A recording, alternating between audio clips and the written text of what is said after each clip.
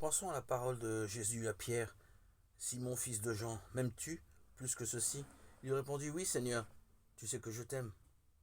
Sa confession d'amour était vraie, s'élevant selon la foi en l'évangile de la rémission des péchés.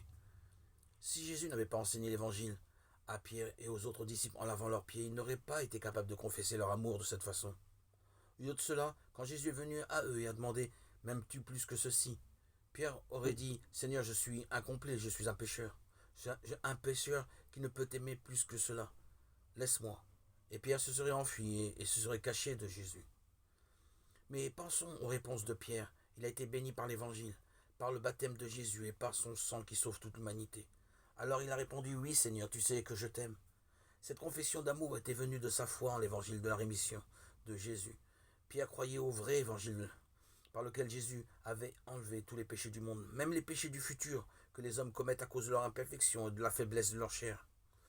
Comme Pierre croyait fermement à l'évangile, et comme il croyait également que Jésus était l'agneau de Dieu, il était capable de répondre au Seigneur sans hésitation. Le salut de Jésus vient de l'évangile, et Pierre a été sauvé de tous ses péchés quotidiens. Pierre croyait au salut par l'évangile de tous les péchés, que tous les péchés du monde étaient ôtés par le Seigneur une fois pour toutes. Êtes-vous également comme lui?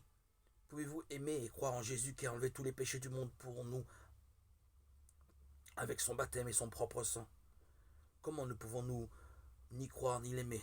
Nous n'avons pas d'autre choix.